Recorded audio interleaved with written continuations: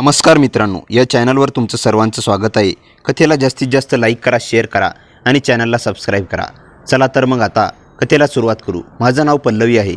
माझे वडील सुधीर एका खाजगी कंपनीत नोकरी करत होते। माझी आई सुलक्षणा नोकरी करायची। खूप इच्छा होती, पण वडील तिला परवानगी देत नव्हते। आईच्या सौंदर्यामुळे ते तिला बाहेर जाऊ देत नव्हते। आईचं शिक्षण वडिलांपेक्षा जास्त होतं। ती म्हणायची, तुम्ही माझ्या शिक्षणावर जळता म्हणून मला नोकरी करू देत नाही। यामुळे त्यांच्यात सतत भांडण होत। आईच्या बोलण्यावर तिच्या मैत्रिणींचा प्रभाव होता। त्यांच्याकडील महागड्या वस्तू दाखवायचे आई नव्हती। वडील इतकं कमवायचे की घराचा सर्व खर्च आरामात भागत होता। माझा जन्म झाला तेव्हा दोघेही खूप खुश होते, पण जेव्हा त्यांना कळालं की मी अपंग आहे तेव्हा ते एकमेकांवर आरोप करू लागले।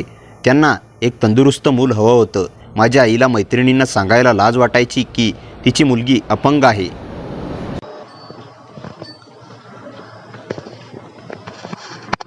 वडील तर मला उच्च समजायचे। मी दिवसभर रडत असे। माझी आजी गोदावरी माझी खूप काळजी घ्यायची, माझ्याजवळ बसायची। असंच मी मोठी झाले। मला कुठेही जाण्याची परवानगी नव्हती। मी आईवडिलांची भांडण बघत मोठी झाली। आईचं सौंदर्य माझ्यातही आलं होतं, पण त्याचा काही उपयोग जेव्हा कोणी माझ्यावर प्रेमच करत नव्हतं। मला फक्त ओझ समजलं जात होतं। वडील म्हणायचे, माहीत नाही कोणत्या गुन्ह्याच्या शिक्षेत आम्हाला अशी मुलगी मिळाली। मी त्यांची एकुलती एक मुलगी, त्यांना दुसरं मूल नको होतं। ते मला पाहून म्हणायचे, दिसायला इतकी सुंदर आहे, जर ही स्वतःच्या पायावर चालू शकली असती तर कोण हिच्याशी लग्न करेल। माझं मन करायचं की आईवडिलांनी माझ्यावर प्रेम करावं, माझे लाड करावेत, पण ते माझ्याकडे बघायलाही तयार नव्हते। त्यांना घटस्फोट हवा होता, पण मी त्यांच्यासमोर अडथळा होते। त्यांना मला अनाथ आश्रमात टाकायचं होतं, पण आजीने तसं होऊ दिलं नाही। आजीची तब्येत खराब झाली तेव्हा कोणी मला विचारलंही नाही, तिच्यावर उपचारही झाले नाहीत आणि एका महिन्यानंतर ती मला कायमची सोडून गेली। मी खूप रडले। मी विचार करत होते की देवाने मला त्यांच्याजवळ बोलवावं। आजीच्या मृत्यूनंतर तर काही दिवसांनी आई वडिलांचे भांडण खूप वाढलं। आई तिचा राग मला मारून काढायची। तिने मला कधी डॉक्टरांकडे नेलं नाही। कदाचित मी बरी झाली असते, पण आता तर आई वडिलांच्या गैरहजेरीत परपुरुषाला भेटू लागली। तिने मला सक्तीने सांगितलं की ही गोष्ट कोणालाही सांगायची नाही। एके दिवशी त्यांच्यात खूप मोठं भांडण झालं। त्यानंतर आईने मला स्वतःच्या हाताने जेवण बनवलं। मी हैराण झाली, आज आईला काय झालं, पण मला काही माहीत नव्हतं। त्या जेवणात विष मिसळलं होतं। जेवण खाल्ल्यावर मी बेशुद्ध झाले। वडिलांना वाटलं की मी मेले। त्यांनी मला उचलून एका दूरच्या जागी फेकलं। तेव्हा माझं वय 14 वर्ष असेल। मी ऐकलं होतं की आईवडील आपल्याला मुलावर खूप प्रेम करतात, त्यांना गरम हवा लागू देत नाहीत, पण मला विष देताना त्यांचे हात थरथरले नाहीत। त्यांच्यातील माणुसकी संपली होती। त्यांना वेगळं राहायचं होतं, पण मला सांगायला हवं होतं। मी त्यांच्या मार्गात कुठे आले होते? मला मारायची काय गरज? त्यांना वाटलं मी मेले, पण म्हणतात ना, मरण्यापेक्षा वाचवणारा मोठा असतो। मी खरंच मेले असते, पण एका चांगल्या माणसाने माझा जीव वाचवला। मी दवाखान्यात बेडवर होते। मी हैराण झाले, आजच्या जगात कोण असं करतं? माझ्या सख्या आईवडिलांनी मला कचऱ्यात फेकलं होतं। तो माझ्यासाठी मोठा धक्का होता। त्याने विचारलं, तू कोण आहेस? तुला विष कोणी दिलं? मी म्हणाले, माझे आईवडील। मी अपंग आहे म्हणून ते माझा तिरस्कार करायचे। माझ्यापासून सुटका हवी होती म्हणून त्यांनी मला विष दिलं। तो मला त्यांच्या घरी घेऊन गेला। तो माणूस दिसायला सुंदर होता। त्याचं घर मोठं आणि सुंदर होतं। तो श्रीमंत घरातला वाटत होता। मी विचारलं, तुमच्या घरात कोणीच राहत नाही का? तो म्हणाला, माझेही या जगात कोणी नाही, तू बिनधास्त इथे राहू शकतेस। सुरुवातीला मी घाबरले, परपुरुषाच्या घरात कसं राहू? पण माझ्याकडे पर्याय नव्हता। मी म्हणाले, मला काही काम द्या। तो हसला आणि म्हणाला, तू कामासाठी जन्मली नाहीस, माझ्या घरात नोकर खूप आहेत। त्यानंतर तो माझी खूप काळजी घेऊ लागला। वेळ निघून गेला। मी 17 वर्षाचे झाले तेव्हा मी त्याच्यावर मनातून प्रेम करू लागले। मला तो आवडू लागला, पण मी कधी त्याला सांगितलं नाही। एके दिवशी त्याने मला लग्नाबद्दल विचारलं। मी हैराण झाले। त्याच्यासारखा सुंदर मुलगा माझ्याशी लग्न करेल ते खरं होतं का? त्याने मला शॉपिंग करून दिली, प्रत्येक गोष्ट घेऊन दिली आणि मग आमचं लग्न झालं। मी त्याच्यासोबत खुश होते। मी त्याच्या घरची मालकीण झाली। देवाने माझ्यासारखं अपंग मुलीला इतकं चांगला जोडीदार दिला होता। त्याचं नाव रुद्र होतं। तो रोज कामावरून येताना माझ्यासाठी ताजं गुलाबाचं फुलं आणायचा। मला घरातलं कोणतंही काम करू देत नव्हता। मी रोज त्याच्यासाठी नटायचे। त्याने सांगितलं की त्याचा मोठा व्यवसाय आहे आणि तो खूप श्रीमंत आहे। मी बिनधास्त झाले। त्याला मला सोबत घेऊन जगायला लाज वाटत नव्हती। मी त्याच्यासोबत प्रत्येक पार्टीला जायचे। त्याचे मित्र हैराण होते की इतक्या सुंदर माणसाने अपंग मुलीशी लग्न कसं केलं? मी सुंदर होते, पण म्हणतात ना, आनंदाची मर्यादा कमी असते, त्याला कोणाची तरी नजर लागतेच। मी रोज प्रार्थना करायची की माझ्या सुखाला कोणाची नजर लागू नये। एकदा नोकराने सावित्री जेवण देण्यासाठी आली आणि म्हणाली, ताईसाहेब, मला हा अत्याचार भगवत नाही। मी विचारलं, कोणता अत्याचार? ती म्हणाली, रात्री साहेब झोपल्यावर तुमच्या पलंगाखाली बघा. मी विचारलं, काय बोलतेस? ती म्हणाली, मी काय सांगू शकत नाही. साहेबांना कळलं तर माझ्यावर संकट येईल. पण पलंगाखाली नक्की बघा, पण साहेबांना सांगू नका, नाहीतर ते मला कामावरून काढतील. ती माझी व्हीलचेअर पकडायची. त्या रात्री मी नवरा झोपेपर्यंत वाट पाहिली. पलंगाखाली काय आहे? मला कधीच असा विचार आला नव्हता. नवरा झोपल्यानंतर मी पलंगाखाली पाहिलं तेव्हा माझ्या पायाखालची जमीन सरकली. तिथे 4 हातांनी बनवलेल्या बाहुल्या होत्या. त्यांचे पाय तुटलेले होते आणि त्यांच्यावर सुया टोचल्या होत्या. त्या माझ्यासारख्या दिसत होत्या. मी घाबरले. माझं शरीर थरथरलं. मला नवऱ्याला विचारायचं होतं, पण कामवालीचा घाबरलेला चेहरा आठवला. दुसऱ्या दिवशी सकाळी मी सावत्रीला विचारलं, त्या बाहुल्या सकाळी गायब झाल्या. तू सांग, काय लपवतेस? मी तिला म्हणाले, ताईसाहेब. ती म्हणाली, दुसऱ्या दिवशी सकाळी मी सावित्रीला विचारलं, त्या बाहुल्या सकाळी गायब झाल्या. तू सांग, काय लपवतेस? ती म्हणाली, ताईसाहेब, तुम्हाला माहीत नाही कोणी तुमच्यावर एवढं मेहरबान का आहेत. यामागे काही कारण आहे. तुमच्या आधी इथे अनेक सुंदर मुली आल्या होत्या. साहेबांनी त्यांच्याशी लग्न केलं होतं. मी मध्येच थांबले आणि म्हणाले, तुम्ही खूप साधे आहात. साहेबांपासून सावध राहा. मला तुमची मदत करायची आहे. मी म्हणाले, पहिलं सांग, या बाहुल्यांना काय होणार? ती म्हणाली, पहिल्या ताई साहेबांच्या पलंगाखालीही अशा बाहुल्या होत्या. मी स्वतः पाहिलं. काही दिवसांनी त्यांचा मृत्यू झाला. साहेबांनी कोणालाही सांगू नका असं सांगितलं होतं. नोकरीणीचं बोलणं ऐकून मी तणावात आले. मी विचारलं, आता मी काय करू? ती म्हणाली, ताईसाहेब, इथून पळून जा. इथून जवळच उमंग आश्रम नावाची सेवाभावी संस्था आहे. तो म्हणायचा, मी डॉक्टरांशी बोललो आहे. तुझा इलाज होईल. कोणी मला इतकं प्रेम का करेल? मग तो सगळं कसं करू शकेल? ती कामवाली दुसऱ्या कामवालीला घेऊन आली. तिनेही तीच कहाणी सांगितली. आता मी खूपच घाबरले आणि त्या दिवशी घरातून पळून गेले. मी उमंग आश्रमात जात होते तेव्हा माझी आई सुलक्षणाही मला दिसली. ती गाडी थांबून माझ्याजवळ आली. मला जिवंत पाहून ती रडू लागली. मी घाबरले. घरी गेल्यावर ती पुन्हा मला विष देईल का? पण मी पळू शकत नव्हते. माझ्या डोळ्यातील भीती पाहून तिला लाज वाटली. ती म्हणाली, बाळा, मला माफ कर. मी तुझ्यासोबत जे केलं ते चुकीचं होतं. वाटलं तू मेलीस, पण तू जिवंत आहेस. ती जवळ येऊन लागली. मला तिचा राग येत होता. मी म्हणाले, खबरदार, जवळ आलीस तर तुला कधीच माफ करणार नाही. ती माझ्या पायावर पडली आणि म्हणाली, मला माफ कर. तुला मारण्याचा निर्णय माझा नव्हता. तो तुझ्या वडिलांचा होता. मी मजबूर होते. आता तू माझ्यासोबत राहशील. तुझा बाप माझ्यापासून वेगळा झाला आहे. ती रडत म्हणाली, माझ्यावर विश्वास ठेवून मला एक संधी दे. माझं मन धरून आली. मी तिला मिठी मारून रडले. ती मला तिच्या घरी घेऊन गेली. मी विचारलं, पप्पांचा घटस्फोट झाला का? ती म्हणाली, मला त्यांच्यासोबत राहायचं नव्हतं. मला पैशांची लालच होती. मला तुझ्या वडिलांचा मित्र आवडायचा. त्यांना हे कळालं आणि त्यांनी मला घटस्फोट दिला. त्यांनी दुसरं लग्न केलं, पण शांतता मिळाली नाही. तो मित्रही माझ्याशी लग्न करायला तयार नव्हता. मी नोकरी शोधली आणि मिळाली. नोकरी करताना मला समजलं की मी आज काय केलं. अनेक जोडपी मुलांसाठी तळमळतात, देवाकडे नवस करतात. मी तिला माफ केलं. ती खुश झाली आणि म्हणाली, आता मी तुला कुठेही जाऊ देणार नाही. इतकी वर्ष तू कुठे होतीस? मी तिला माझी कहाणी सांगितली. ती रडत म्हणाली, हे सगळं माझ्यामुळे झालं. मी चांगली आई नाही. तू मला माफ कर. ती माझ्यासोबत राहू लागली. ती माझ्याशी बोलायचा प्रयत्न करायची. ती अजूनही सुंदर दिसायची. लग्न झालेल्या मुलांची आई वाटत नव्हती. तिचं वय आणि राहणीमान पाहता माझी बहीण वाटायची. तिच्यावर अनेक पुरुष जीव टाकायचे. ती म्हणाली, मी जिथे नोकरी करते त्या कंपनीने हे घर आणि गाडी दिली आहे. ती मोठ्या पदावर होती. ती म्हणाली, मी तुला लवकरच तुझ्या नवऱ्यापासून घटस्फोट मिळवून देईल. तू एकटी नाहीस. तुझी आई तुझ्यासोबत आहे. मी खूप खुश झाली. पण मला नवऱ्याला सोडायचं दुःख होतं. मला त्याच्या मनात काय आहे हे माहीत नव्हतं. आई ऑफिसवरून येऊन माझ्याशी गप्पा मारायची. ती म्हणायची, मी माझ्या मैत्रिणींना सोडलं आणि त्यांना माझ्या मनात विष कालवलं. मी म्हणाली, माणूस सुखामधून शिकतो. ती शांत झाली. ती राहून 1 महिना झाला. एका रात्री मला तहान लागली. मी आईच्या खोलीकडे गेले. तिथून आत आवाज येत होता. मला कुतूहल वाटलं. आईने तर सर्व संबंध तोडले होते.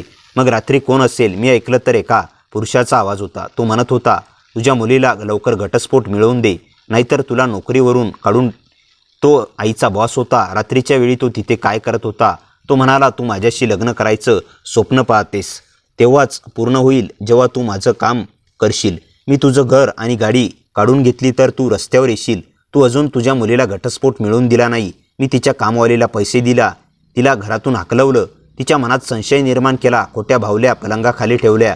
ती अपंग मुलगी मला माझ्या मुलाच्या आयुष्यात नको आहे. मी हैराण झाले. ते माझ्याबद्दल बोलत जात होतं. तो माझ्या नवऱ्याचा रुद्रचा बाप होता, महेंद्र. आई म्हणाली, तू सांगशील तसं होईल. मी माझ्या मुलीला माझ्या मनात जागा बसवली. ती साधी आहे. मी तिच्याकडून सही करून घेईन. मला सगळं समजलं. माझ्या कमी बुद्धीवर राग येऊ लागला. मी माझ्या प्रेमळ नवऱ्यावर विश्वास ठेवला नाही. जी आई मला विष देऊ शकते ती अचानक चांगली कशी होईल हा सगळा आखलेला कट होता. ती कामवालीला सावित्री ही यात सामील होती. त्यांनीच त्या बावल्या ठेवल्या असाव्यात आणि इतर मुलींच्या कहाण्या खोट्या सांगितल्या असाव्यात. मला गुदमारल्यासारखं वाटलं.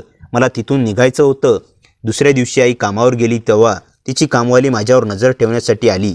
मी तिला म्हणाले, माझी मदत कर, तुला हवी ती रक्कम देईल, मला माझ्या नवऱ्याकडे घेऊन जा. माझी आई अत्याचारी आहे. आई बदलली नव्हती. तिने चांगलपणाचं नाटक केलं होतं. ती म्हणाली ती माझ्या घटस्फोट करणार आहे. तिला माझा संसार उद्ध्वस्त करायचा आहे आणि त्या श्रीमंत माणसाचे लग्न करून ती मला सोडून जाईल. कामवालीला दया आली. तिलाही पैशाची गरज होती. ती माझी मदत करायला तयार झाली. मी गाडी करून नवऱ्याकडे गेले. तो रुद्र माझ्या आठवणीत उदास होता. मला पाहून तो हैराण झाला आणि म्हणाला, तू कुठे गेली होतीस? मला न सांगता कुठे गेली? मी तुला सगळीकडे शोधलं आणि माझी काय चूक झाली मी त्याला सगळं सत्य सांगितलं. मी म्हणाले, मी घाबरले होते, मला माफ कर. मी तुझ्यावर विश्वास न ठेवता चुकीच्या माणसावर विश्वास ठेवला. मी आई आणि समोरच सासरेचं बोलणं सांगितलं. माझी आई सुलक्षणा आणि तुझे वडील महेंद्र यांनी आपल्याला वेगळं करायचा कट रचला होता. ते मिळाले होते. तुझ्या वडिलांना माझ्यासारखी अपंग सून नको होती. त्यांना तुझ्यासोबत परिपूर्ण मुलगी हवी. ते माझ्या आईशी लग्न करणार आहेत आणि माझा घटस्फोट करणार आहेत. माझा नवरा रुद्र हैराण झाला. तो म्हणाला, माझा बाप चांगला माणूस नाही म्हणून मी त्याच्यापासून वेगळा राहतो. त्यांना सुंदर मुलींना लग्नाची स्वप्न दाखवून त्यांचा वापर करायची सवय आहे. रुद्रचे वडील महेंद्र आणि माझ्या आई सुलक्षणाने एकमेकांचा स्वार्थासाठी वापर केला होता. मी त्या कामवालीला कामावरून काढलं. माझ्या नवऱ्याने माझा हात पुन्हा पकडला आणि वचन दिलं, मी तुला कधीच सोडणार नाही. तो माझ्यावर खूप प्रेम करत होता. मी ठरवलं की कोणी काही बोलू दे, मी माझ्या नवऱ्यापासून कधीच दूर जाणार नाही आणि कुणावर विश्वास ठेवणार नाही. आता मी काही वर्ष निघून गेली आणि मी आणि रुद्र एकमेकांच्या सानिध्यात खूप सुखी होतो. पण रात्री जेव्हा मी झोपते तेव्हा माझ्या मनात जुन्या दुःखांचे काटे अजूनही टोचतात. माझ्या आईवडिलांनी मला वीज देऊन फेकलं ते क्षण, एकटेपणाचे दिवस आणि रुद्रच्या घरात आल्यानंतरची प्रेमाची ऊब, सगळं काही माझ्या स्वप्नात येतं आणि मी रडते. रुद्र मला रात्रीच्या वेळी रडताना पाहून त्याच्या डोळ्यातही पाणी येतं. तो मला मिठीत घेतो आणि म्हणतो, पल्लवी, मी तुझ्यासाठी जगतो. तुझ्या प्रत्येक दुःखात मी तुझ्या सोबत आहे. त्याच्या या शब्दाने माझं हृदय भरून येतं. पण तरीही ती जुनी जखम कधीच भरून येऊ शकत नाही. एक दिवस मी रुद्राला सांगितलं की मला आईच्या आठवणी येतात. ती जेव्हा मला मिठी मारून रडली होती तेव्हा तिच्या डोळ्यात खरंच पश्चाताप होता का? ते एक नाटक होतं. रुद्र मला शांत करतो आणि म्हणतो, पल्लवी, काही लोक बदलत नाहीत, पण तू इतकी मजबूत आहेस की तू त्या दुःखातून बाहेर आलीस. मी तुझ्यावर अभिमान करतो, पण मी मनातून विचार करते की मी अपंग आहे. रुद्रसारखा प्रेमळ माणूस मला कसा मिळाला? कधी कधी मला वाटतं की मी त्याच्या आयुष्यात ओझा आहे. मी त्याला सांगितलं, रुद्र, तुम्हाला इतकं प्रेम देतोस, पण मी तुझ्यासाठी काय करू शकते? रुद्र माझ्याकडे हसत पाहू लागला. त्याने अलगत माझ्या गालावर हात ठेवला आणि म्हणाला, पल्लवी, प्रेमात कोण कोणासाठी काय करू शकतं याचा हिशोब नसतो. तू माझ्या आयुष्यात आलीस एवढंच माझ्यासाठी पुरेसं आहे. मला तुझ्या चालणाऱ्या पायांची गरज नाही, मला तुझ्या प्रेमाची गरज आहे. त्याच्या या शब्दांनी माझे डोळे पाणावले. मी त्याच्या छातीवर डोकं ठेवून बराच वेळ रडत राहिले. त्या दिवसानंतर आमचं नातं आणखी घट्ट झालं. रुद्र रोजप्रमाणे माझ्यासाठी गुलाबाचं फूल आणायचा, पण आता त्यासोबत तो एक छोटंसं पत्रही लिहायचा. त्या प्रत्येक पत्रात तो लिहायचा, माझी सर्वात मोठी ताकद म्हणजे तू. मी ती सगळं पत्र जपून ठेवली होती. काही दिवसांनी रुद्राने मला सांगितलं, पल्लवी, मी तुला एक सरप्राईज देणार आहे. मी विचारलं, काय? तो फक्त हसला आणि म्हणाला, वेळ आली की कळेल. 2 दिवसांनी त्याने मला एका मोठ्या हॉस्पिटलमध्ये नेलं.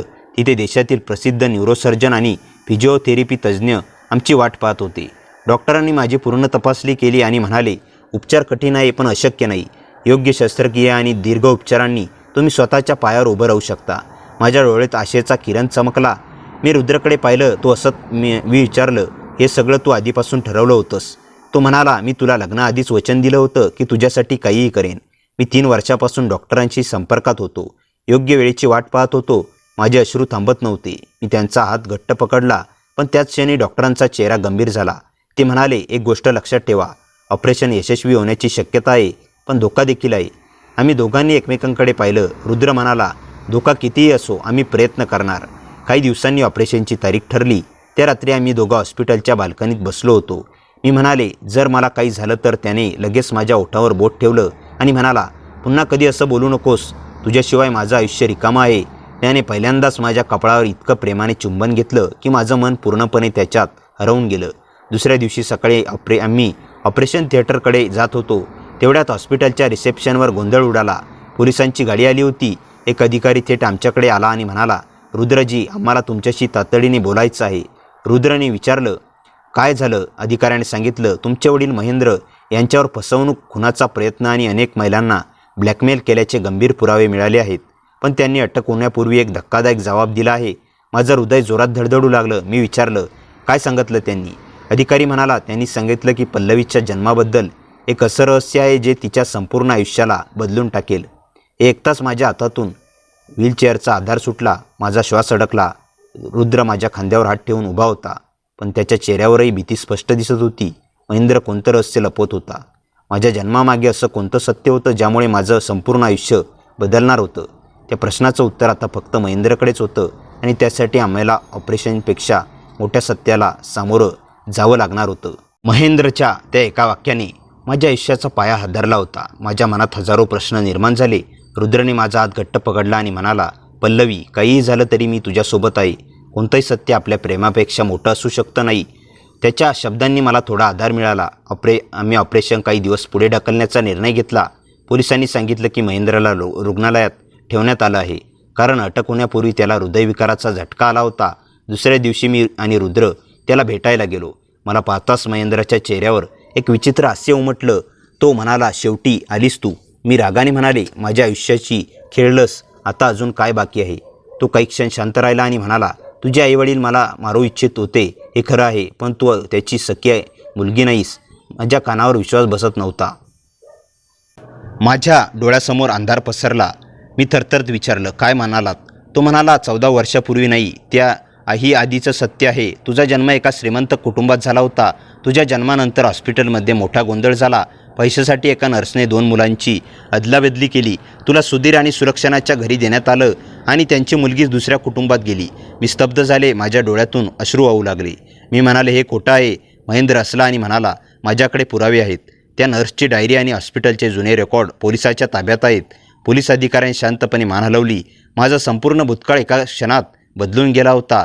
मी रुद्राच्या खांद्यावर डोकं ठेवून रडू लागले. तो फक्त माझ्या केसावरून हात फिरवत होता. काही दिवसांनी DNA चाचणी करण्यात आली. अहवाल आला आणि महेंद्रचं बोलणं खरं ठरलं. सुधीर आणि सुलक्षणा माझे जैविक आईवडील नव्हते. माझे खरे आईवडील होते उद्योगपती विशाल देशमुख आणि त्यांची पत्नी रंजना. पण माझ्या जन्मानंतर झालेल्या अदलाबदलीमुळे त्यांनी आयुष्यभर दुसऱ्याच मुलीला आपली मुलगी समजून वाढवलं होतं. पोलिसांनी त्यांना सगळं सत्य सांगितलं. दुसऱ्या दिवशी विशाल आणि रंजना मला भेटायला आली. मला पाहताच रंजनाच्या डोळ्यातून अश्रू वाहू लागले. मी तिच्या माझ्याजवळ बसली आणि थरथरत्या हाताने माझा चेहरा स्पर्श करत म्हणाली, बाळा, इतके वर्ष तू कुठे होतीस? तिच्या आवाजात मायेची ऊब होती. माझ्या आयुष्यात पहिल्यांदाच मला आईच्या स्पर्शात खरं प्रेम जाणवलं. मी स्वतःला रोखू शकले नाही. मी तिच्या मिठीत शिरले आणि दोघीही खूप वेळ रडत राहिलो. विशाल माझ्यासमोर उभा होता. त्याच्या डोळ्यातही पाणी होतं. तो म्हणाला, मी आयुष्यभर स्वतःला यशस्वी समजलो, पण आज समजलं की मी सर्वात मोठा हरलेला बाप आहे. माझी सगळी मुलगी इतकी वर्षे दुःख सहन करत होती आणि मला काहीच कळलं नाही. रुद्र शांतपणे हे सगळं पाहत होता. विशाल त्याच्याकडे वळला आणि म्हणाला, तू माझ्या मुलीचा जीव वाचवलास. तिच्यावर निस्वार्थ प्रेम केलंस. आजपासून तू फक्त माझा जावाई नाहीस, माझा मुलगाच आहेस. रुद्राने नम्रपणे त्यांचे पाय स्पर्श केले. काही दिवस सर्व काही सुरळीत चाललं. माझ्या उपचारांची तयारी पुन्हा सुरू झाली. पण एक रात्री मला माझ्या मोबाईलवर एका अनोळखी नंबरवरून व्हिडिओ कॉल आला. तो व्हिडिओ पाहून माझ्या अंगावर काटा आला. त्या व्हिडिओमध्ये महेंद्र तुरुंगात बसून हसत होता. तो म्हणत होता, पल्लवी, तुला वाटतं सत्य इथेच संपलं? अजून एक रहस्य बाकी आहे. तुझ्या अपंगत्वामागे नशीब नव्हतं, कोणाचा तरी गुन्हा होता आणि त्या गुन्हेगाराचं नाव ऐकून ती स्वतःवरचा विश्वासही गमावशील. व्हिडिओ तिथेच तर संपला. माझ्या हातातून मोबाईल खाली पडला. रुद्रने तो उचलला आणि माझ्याकडे पाहिलं. आमच्या दोघांच्याही मनात एकच प्रश्न होता, माझ्या अपंगत्वामागे नेमकं कोण होतं? त्या रात्री मला डोळ्याला डोळा लागला नाही. महेंद्राचा व्हिडिओ पुन्हा पुन्हा माझ्या डोळ्यासमोर येत होता. रुद्रने माझा हात हातात घेतला आणि म्हणाला, पल्लवी, आपण आयुष्यभर खोट्या लोकांमुळे दुःख भोगलं आहे. आता कोणत्याही धमकीला घाबरायचं नाही. आपण सत्य शोधू. दुसऱ्या दिवशी आम्ही पोलिसांकडे गेलो. महेंद्राच्या मोबाईलमधून अनेक जुने व्हिडिओ, कागदपत्र आणि रेकॉर्डिंग सापडली होती. तपास अधिकारी म्हणाले, महेंद्रने अनेक वर्ष लोकांच्या आयुष्याशी खेळ केला आहे, पण या प्रकरणात आणखी एक व्यक्ती सहभागी असल्याचा संशय आहे. त्यांनी आम्हाला एक जुनी फाईल दाखवली. त्या फाईलमध्ये माझ्या जन्माच्या हॉस्पिटलची माहिती होती. एका डॉक्टरचं नाव वारंवार समोर येत होतं. त्या डॉक्टरांची चौकशी सुरू झाली. सुरुवातीला त्यांनी काहीच सांगितलं नाही, पण पुरावे समोर आल्यानंतर त्यांचा धीर सुटला. ते रडत म्हणाले, पल्लवी, तुझ्या जन्मानंतर तू पूर्णपणे निरोगी होतीस. तुझ्या पायांना कोणताही दोष नव्हता. माझ्या अंगावर शहारा आला. मी थरथरत विचारलं, मग मी अपंग कशी झाले? डॉक्टरांनी डोकं खाली घातलं आणि म्हणाले, तुला जन्मानंतर चुकीचं इंजेक्शन देण्यात आलं. तो वैद्यकीय निष्काळजीपणा होता. तो प्रकार लपवण्यासाठी रेकॉर्ड बदलण्यात आलं. नंतर पैशाच्या लालसेपोटी मुलींची अदलाबदलीही करण्यात आली. माझ्या डोळ्यातून अश्रूंचा पूर वाहू लागला. म्हणजे मी जन्मतः अपंग नव्हते. एका चुकीमुळे माझं संपूर्ण आयुष्य बदललं होतं. रुद्रने मला मिठीत घेतलं. तो स्वतःही रडत होता. तो म्हणाला, देवाने तुझे पाय कमकुवत केले असतील, पण तुझं मन जगातल्या कोणत्याही माणसापेक्षा मजबूत केलं आहे. काही दिवसांनी त्या डॉक्टरवर आणि त्या नर्सवर गुन्हा दाखल झाला. न्यायालयात खटला सुरू झाला. माध्यमामध्ये ही बातमी मोठ्या प्रमाणावर आली.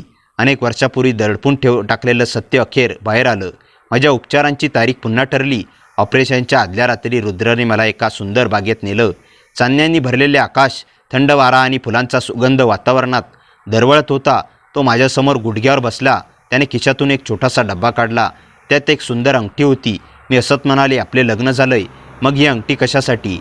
तो हसला आणि म्हणाला, पहिल्यांदा मी तुझ्याशी लग्न केलं तेव्हा मला वाटलं होतं की तुला फक्त सुरक्षित आयुष्य द्यायचं. पण आज मी पुन्हा तुला विचारतो, पल्लवी, तू पुढचे 7 जन्म माझ्यासोबत घालवशील का? माझ्या डोळ्यात आनंदाश्रू आले. मी होकारार्थी मान हलवली. त्याने माझ्या बोटात अंगठी घातली. मी त्याच्या गळ्यात हात टाकून त्याला घट्ट मिठी मारली. त्या क्षणी जगात आम्हा दोघांशिवाय दुसरं काहीच नव्हतं. दुसऱ्या दिवशी ऑपरेशन सुरू झालं. अनेक तास आम्ही सगळे प्रतीक्षा करत होतो. शेवटी डॉक्टर बाहेर आले. त्यांच्या चेहऱ्यावर हलकंसं स्मित होतं. ते म्हणाले, ऑपरेशन यशस्वी झालं आहे, पण पुढचा प्रवास फिजिओथेरपीचा असेल. संयम ठेवावा लागेल. काही महिन्यांच्या उपचारानंतर तो दिवस उगवला ज्याची मी कधी कल्पनाही केली नव्हती. डॉक्टरांनी मला आधाराने उभं राहायला सांगितलं. माझे पाय थरथरत होते. रुद्र समोर उभा होता. त्याच्या डोळ्यात आशा होती. मी हळूहळू पाऊल टाकलं, मग दुसरं. पुढच्या क्षणी मी स्वतःच्या पायावर उभे होते. रुद्र आनंदाने रडू लागला. तो धावत माझ्याजवळ आला आणि मला मिठीत घेत म्हणाला, हे स्वप्न नाही ना? मीही रडत म्हणाले, नाही रुद्र, हे आपल्या प्रेमाचं फळ आहे. पण त्या आनंदाच्या क्षणीच हॉस्पिटलच्या बाहेर अचानक जोरात ब्रेक लागल्याचा आवाज आला. एक काळी गाडी थांबली. त्यातून चेहरा झाकलेला एक माणूस खाली उतरला. त्याने माझ्याकडे पाहत मोठ्याने ओरडून म्हटलं, पल्लवी, तुला वाटतं सगळं संपलं. महेंद्र तुरुंगात आहे, पण ज्याने त्याला चालवलं तो अजून जिवंत आहे. एवढं बोलून त्याने एक सीलबंद लिफाफा माझ्या पायाशी फेकला आणि क्षणार्धात गाडीत बसून निघून गेला. मी थरथरत्या हातांनी तो लिफाफा उघडला. आत एक जुना फोटो होता. त्या फोटोमध्ये माझी आई सुलक्षणा, महेंद्र आणि आणखी एक अनोळखी व्यक्ती एकत्र उभे होते. फोटोच्या मागे फक्त एकच वाक्य लिहिलं होतं, खरा सूत्रधार अजून समोर आलेला नाही. मी तो फोटो हातात धरून काही क्षण निशब्द उभे राहिले. रुद्रने फोटो माझ्या हातातून घेतला. त्याने बारकाईने पाहिलं आणि अचानक त्याचा चेहरा गंभीर झाला. मी विचारलं, काय झालं? तो म्हणाला, पल्लवी, या तिसऱ्या माणसाला मी ओळखतो. माझ्या छातीत धडधड वाढली. कोण आहे हा? मी घाईघाईने विचारलं. रुद्र हळू आवाजात म्हणाला, हा विक्रम शिरसाट आहे. तो माझ्या वडिलांचा जुना व्यावसायिक भागीदार होता, पण काही वर्षापूर्वी तो अचानक गायब झाला. सगळ्यांना वाटलं तो परदेशात गेला. आम्ही ताबडतोब पोलिसांकडे गेलो. फोटो पाहताच तपास अधिकाऱ्याच्या चेहऱ्यावरचं आश्चर्य उमटलं.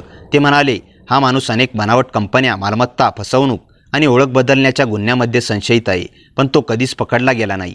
त्याचवेळी महेंद्रची पुन्हा चौकशी करण्यात आली. सुरुवातीला तो शांत होता, पण विक्रमचा फोटो समोर ठेवताच त्याचा आत्मविश्वास ढासळला. तो म्हणाला, मी अनेक चुका केल्या, पण माझ्याही वर एक माणूस होता. विक्रमने सगळं आखलं होतं. त्याला पैशासाठी माणसाचं आयुष्य उद्ध्वस्त करण्यात आनंद मिळायचा. मी रागाने विचारलं, माझ्याशी त्याचा काय संबंध? महेंद्रने डोळे मिटले आणि म्हणाला, रुद्रचं लग्न एका उद्योगपतीच्या मुलीशी व्हावं अशी त्याची योजना होती. त्या लग्नातून हजारो कोटींचा व्यवसाय मिळणार होता.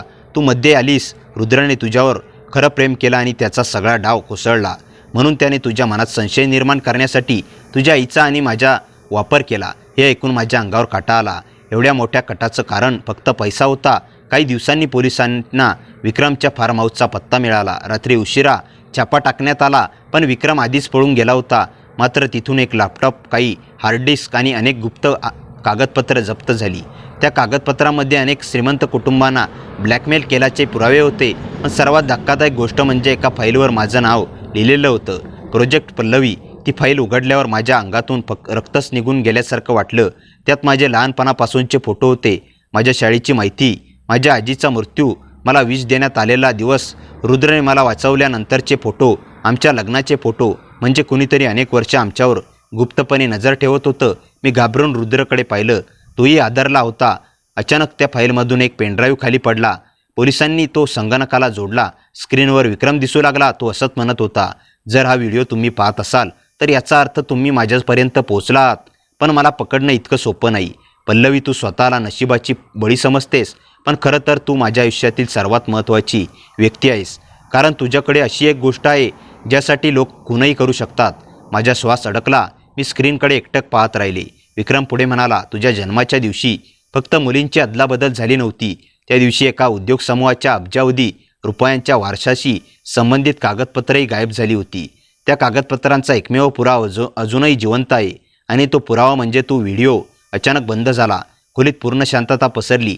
मला काहीच समजत नव्हतं. मी फक्त रुद्राचा हात घट्ट पकडला. तेवढ्यात पोलीस अधिकाऱ्याचा फोन वाजला. त्यांनी फोन उचलला आणि त्यांचा चेहरा पटकन बदलला. ते आमच्याकडे वळून म्हणाले, विक्रमने रुद्रचं अपहरण करण्याची धमकी दिली आहे. त्याने सांगितलं आहे की पुढची चाल तो आज रात्रीच खेळणार आहे. माझ्या आयुष्यातील सर्वात मोठी लढाई आता सुरू होणार होती. त्या रात्री आमच्या बंगल्याभोवती पोलिसांचा कडेकोट बंदोबस्त होता. प्रत्येक प्रवेशद्वारावर सुरक्षा होती, पण तरीही माझ्या मनात भीती होती. विक्रम कधी आणि कुठून हल्ला करेल याचा काहीच अंदाज नव्हता. रुद्र माझ्याजवळ बसला होता. तो म्हणाला, पल्लवी, काही झालं तरी तू घाबरायचं नाही, मी तुझ्यासोबत आहे. मी त्याचा हात घट्ट पकडला. मला आता कोणत्याही परिस्थितीत त्याला गमवायचं नव्हतं.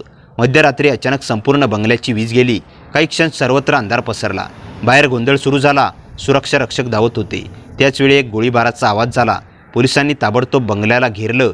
काही मिनिटात वीज पुन्हा आली. CCTVमध्ये काळ्या कपड्यातील काही लोक पळताना दिसले. त्यांच्यात सर्वात पुढे विक्रम होता. तो पळून जाण्याचा प्रयत्न करत होता. पोलिसांनी त्याचा पाठलाग सुरू केला. काही अंतरावर त्यांची गाडी दरीच्या काठावर जाऊन थांबली.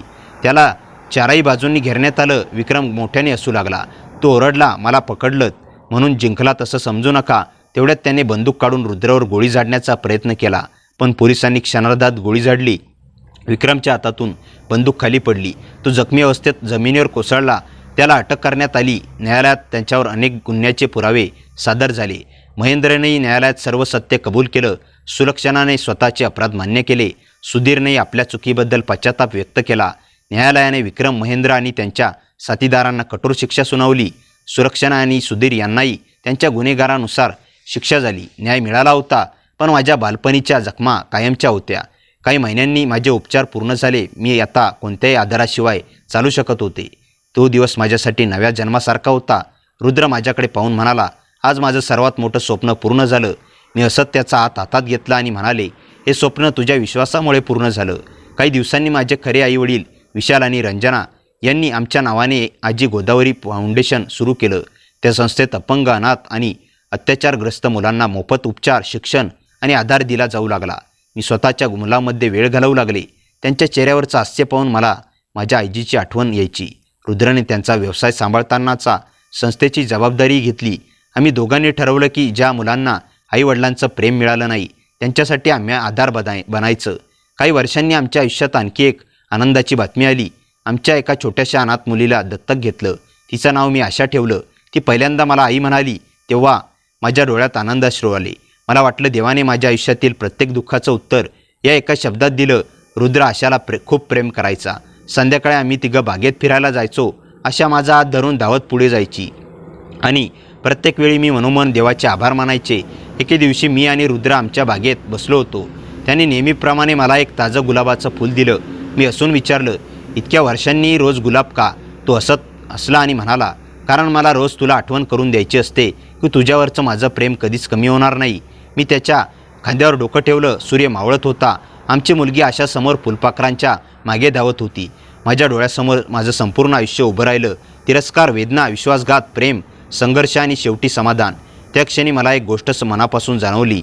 रक्ताची नाती नेहमीच खरी असतात असं नाही, पण प्रेमाने जोडलेली नाती आयुष्यभर साथ देतात.